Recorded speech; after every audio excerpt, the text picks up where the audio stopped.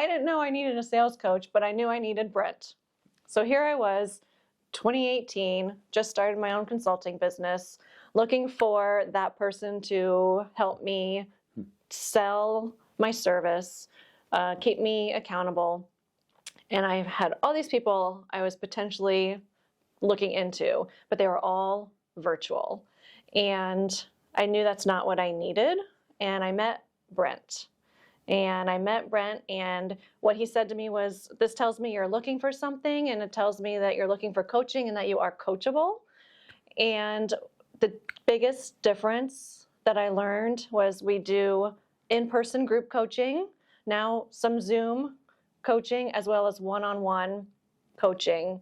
And it started out weekly, and then it moved to monthly, but he's still available as a one-on-one coach. And here we are, like 6 years later, he's still my sales coach and good friend.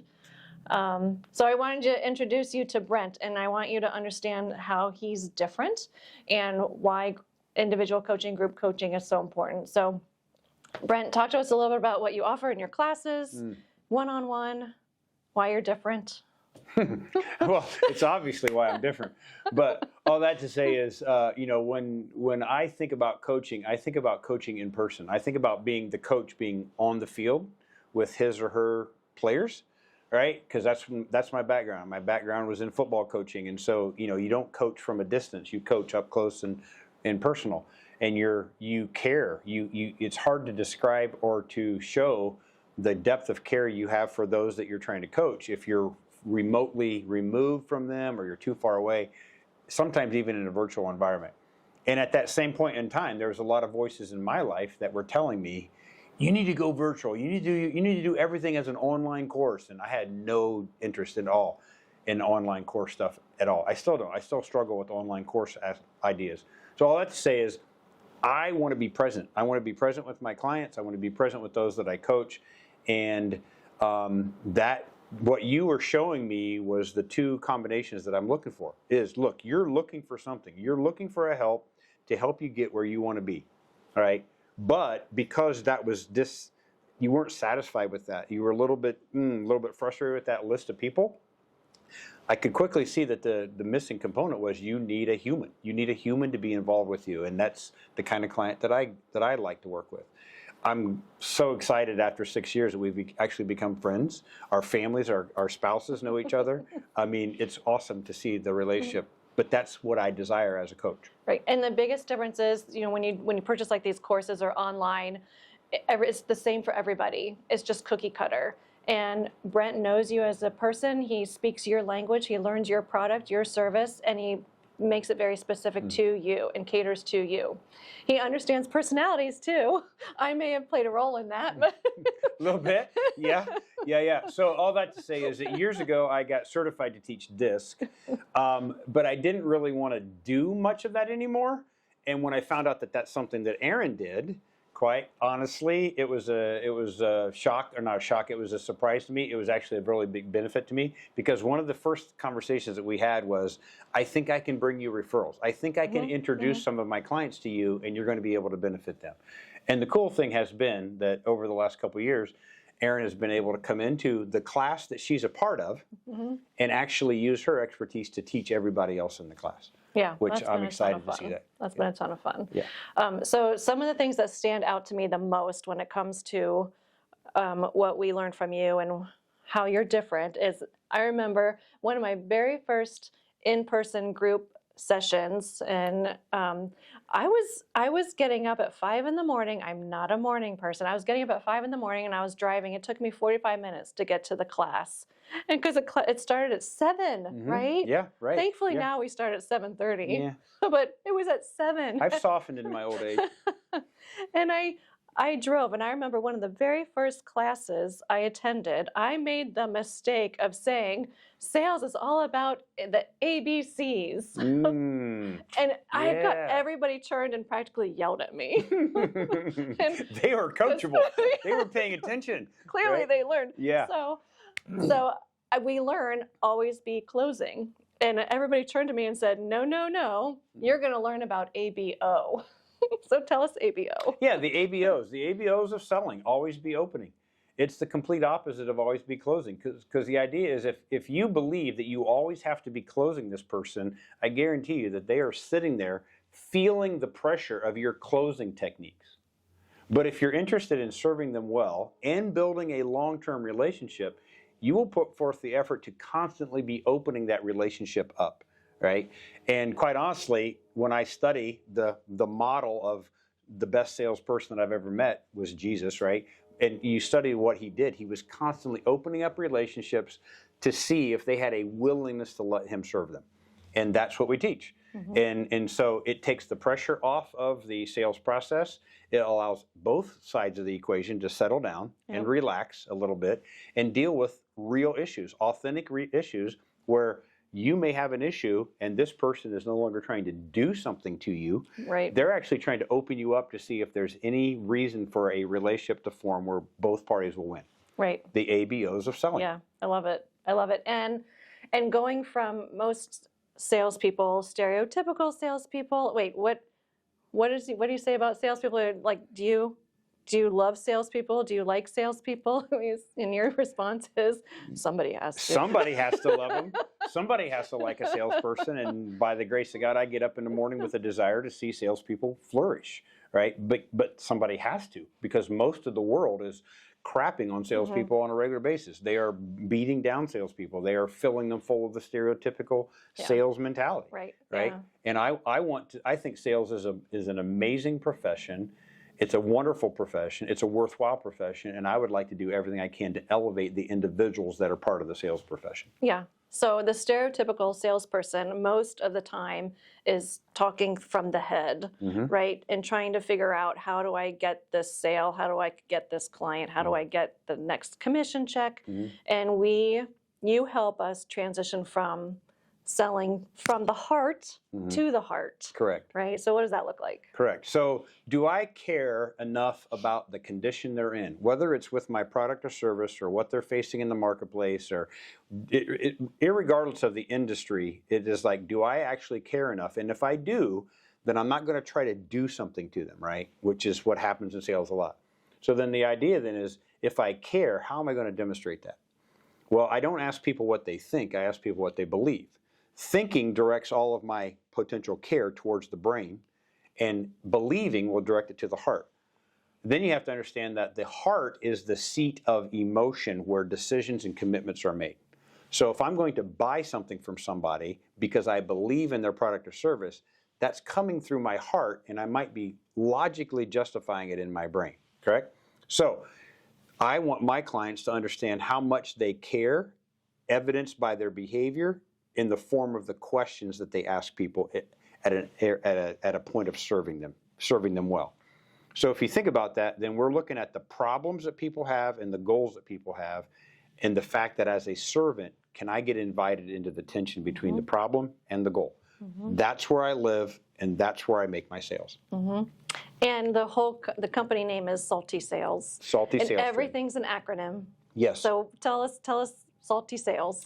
Salty Sales. Well, first we're going to start with sales, the industry as sales as a whole. Sales is an acronym. Seek, ask, listen, and excel. And if I can do that one time, I can make a sale.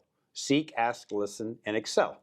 But if I want sales, I have to solidify each one of those relationships. And I think that's where we are. I have such a great relationship with you.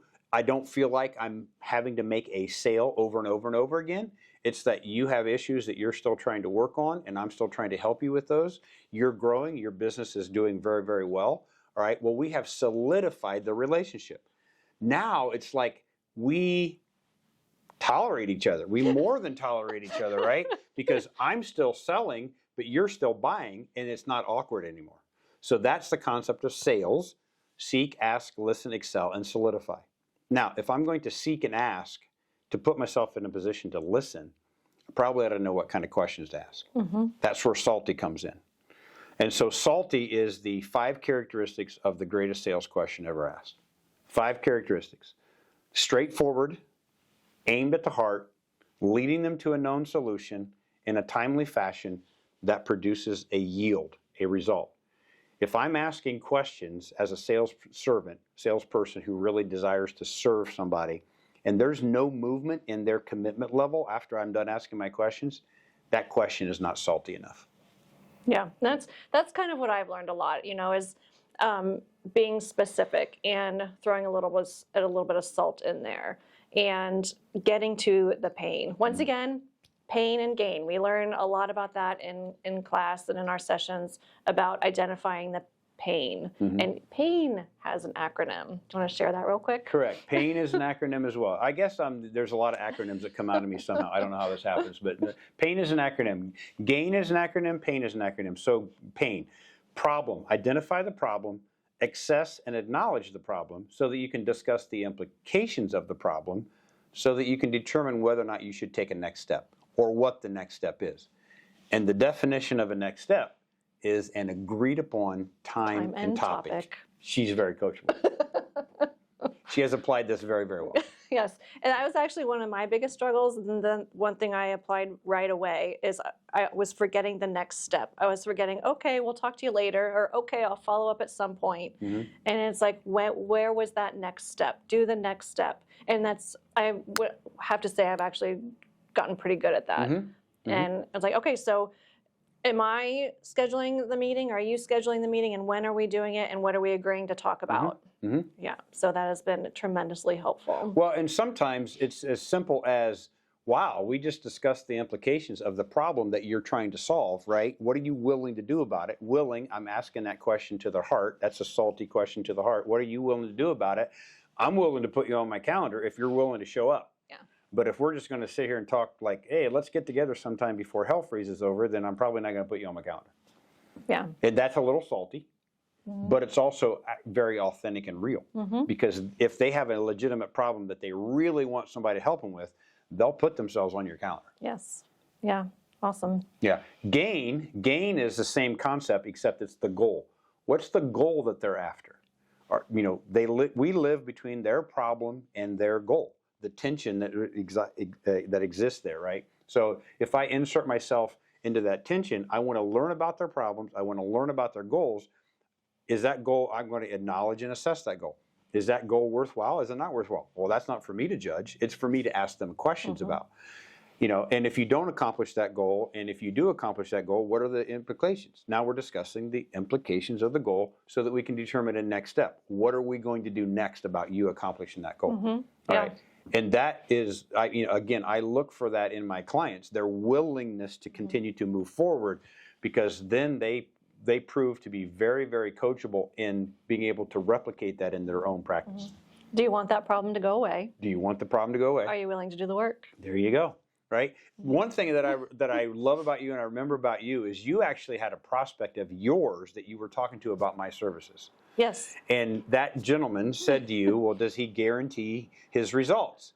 And your answer was? Only if you do the work. Only if you do the work, which I taught her to say in the process of giving a referral. Like, yeah, I'll guarantee the results. I'm not going to guarantee results if you're going to sit there and do nothing. But if you put in the work, I guarantee you will get your results. Yep, 100%. And that's just the way it works. Yeah. I'm not going to learn anything if I just have a good attitude all day long and I do nothing with it. You can't score a touchdown without forward motion. You can't make a sales call with a good attitude if you don't pick up the phone. Right? So if you don't pick up the phone, if you're not willing to put forth the behavior, if you can't send the email, I can have a great attitude all day long. If I don't write the email that's reflective of what I'm trying to accomplish in that relationship and I don't hit the send button, my attitude is going to get me nowhere. Yeah. It's just we're not making any progress. Yeah. Now, do you need both? Yes, but make sure they're married together. Yeah, 100%. For sure. So your premise around sales is going fishing. Going fishing. And the whole program, the whole session is built on fishing. And what number are we at now? 7.6 billion? 8.1 billion people. There's 8.1 billion suspects in the world. Yes. So suspects, but they're not all prospects. And you can't handle them if they were. Right. So there's an amazing scale. We start with going fishing and identifying the fish, and then putting them on our scale. So walk through like what going fishing looks like, and then the scale. Yeah, well, I've been fishing in Brazil. I've been fishing in Colorado. I've been fishing in my neighbor's backyard since I was 5 or 6 years old. I've been fishing in Lake Erie. I love to fish. I have a pond where I go fishing, right? Two things. If I don't know what I'm fishing for, there's a little chance that I'm going to catch it, okay? Because I don't know what bait to use. Yeah. And I don't even know whether this fish is a keeper or not.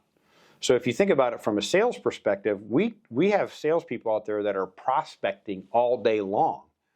And they're only working with suspects because they've never defined a system of moving a suspect to a prospect and a prospect to a client. Okay, so if you think about 0 is a suspect, 10 means client money in the bank, then how do you define the numbers in the middle? Okay, and the least committal number is 5. So we take 5 out of the rating system. There are no 5s. Okay, so all that to say is, okay, so we're going fishing, and I have my target market, my target audience, right? Well, this person may look like one of my fish, but is the condition of their heart as it relates to their problem and their goal at the level where they're willing to engage conversation with me in such a manner that we're moving forward. They then can become a true prospect, possibly. The thing that separates a prospect from a suspect is the presence of a problem or the presence of a goal that is compelling them to want to move forward. If they don't have a problem or a goal that they're trying to solve or move forward, they can never be one of your prospects. So we throw that fish back in. Even if we catch them for a period of time, we throw it back in. Okay. Can we drip, drip, drip market on them? Sure, but there's no reason to continually try to propose anything to them if they're not willing to address their issues. Right. Yeah. So they become a suspect, and you move on with your prospects who are demonstrating willingness to be fixed or help with the pain. Yeah. And right. It's like if I have a shoulder issue and I like to complain about my shoulder issue, but I've had this shoulder issue my entire life and I don't want to fix it, all I'm going to do is complain about it. The person who's trying to sell you a solution is going to work themselves to death because you don't have a desire to do anything about your shoulder issue, right? And so that's the same example. A fish that is not hungry enough to bite your bait does not have the heartfelt commitment to do something about their problem or accomplish the goal.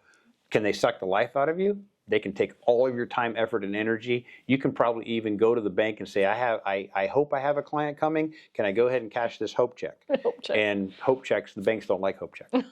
Not in sales. So what I do know is Brent practices what he preaches, right? When he himself is pursuing, looking for clients and identifying suspects and prospects, this is what he is using. And this is what he teaches others to use and to do. So at the end of the day, if you are looking for someone who will meet you where you are, who will understand your service, your product, if you want to service others from the heart, to have a sales from the heart process and all that, Brent is who you need to talk to. And I highly recommend having a conversation. He does complimentary conversation calls just to get a feel if it's the right fit. Do you have the pain, and are you willing to make some changes based on what Brent has to offer? Are you looking for that one-on-one sales coach? Are you looking for a mentoring group of people? It's just wonderful to have that. It doesn't exist hardly anymore, right? Where you have someone who understands you as a person and you, your product or service, and that's what Brent brings to the table. So I highly recommend you reaching out to him. What's the best way for people to find you? They can find me at longonlife.com. They can find me at saltysalestraining.com. They can call phone number. We can probably post it at the end of the video, something like that. Those are the best ways. Otherwise, they probably can't find me. Okay. Because I'm not making myself huge out there right now. Right. I want to work with those people, that small group of people who want the interpersonal connection with their coach, and they want to show up in a one-on-one session on a regular basis. A more intimate relationship than just having a purchased, self-guided program. Yeah. Because I knew that's not what I needed. I needed that one-on-one time and someone who understood my service and met me where I am, and then coached me. Yeah, I've had people speaking into my life personally. One gentleman for 25 years, one gentleman for 23 years, and it's life-giving to me. Yeah. Absolutely. Well, I hope you reached out to Brent. So happy selling. Good luck, good selling.